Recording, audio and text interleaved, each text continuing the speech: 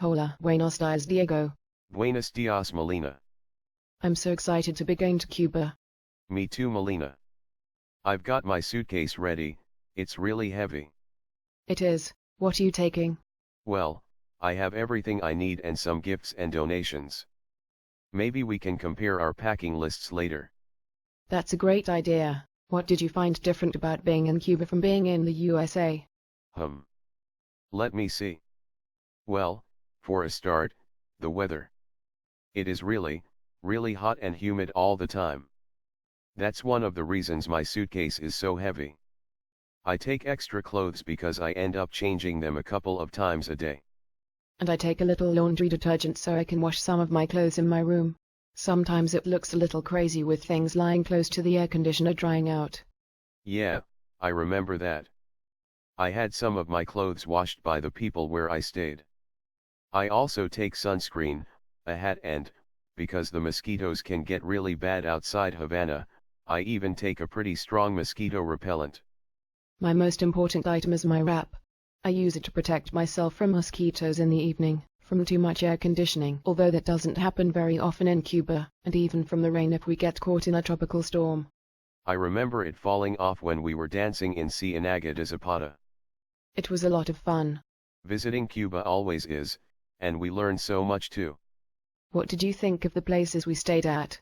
It was a surprise to me that so many of the toilets don't have seats. Speaking of toilets, I hope you remember to pack some toilet paper. That's something hard to find in Cuba outside of your hotel room. Oh, and any medications and all your toiletries because they are almost impossible to find. The Casas particulars were very lovely. Everywhere we stayed was clean, and even though some places were pretty basic, I was always comfortable. But I remember for some people it was still a shock, so different from what they were used to at home. Yes, especially being careful about using water. How about we share 10 ways to get the most out of a trip to Cuba? I'm ready, let's go. 1. Be flexible. That's super important. There are so many reasons for plans to change at the last minute. Our itinerary changed a few times last trip. Some things got moved around and others changed completely, but they were all great. And learning to live on Cuban time means being more relaxed about when things will happen. 2. It's Cuba. So we're in another country with its own rhythms and way of doing things. There is nowhere in the world like Cuba and it's magical, but it also means you shouldn't expect anything to be like home. 3. Be respectful. We meet and are able to talk with so many Cubans.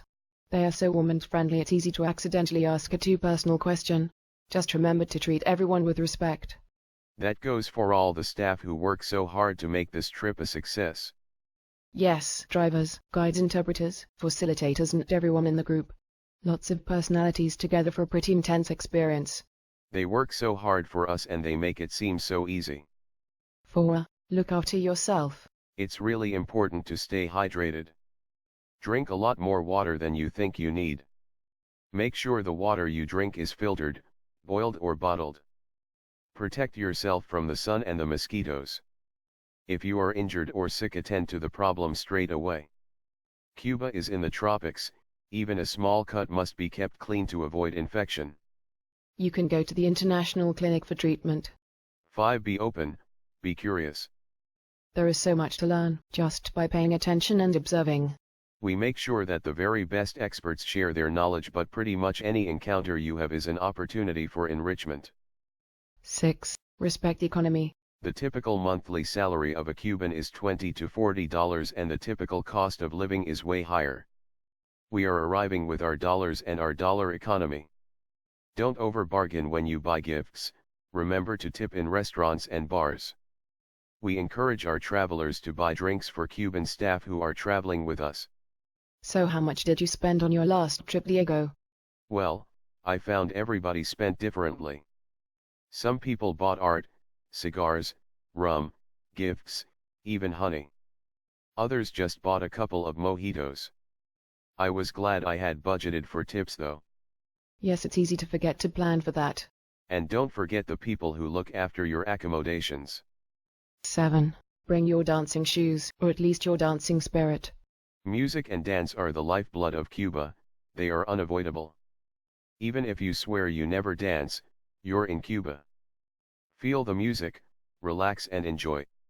8. Don't be a picky eater. Access to food is limited in Cuba.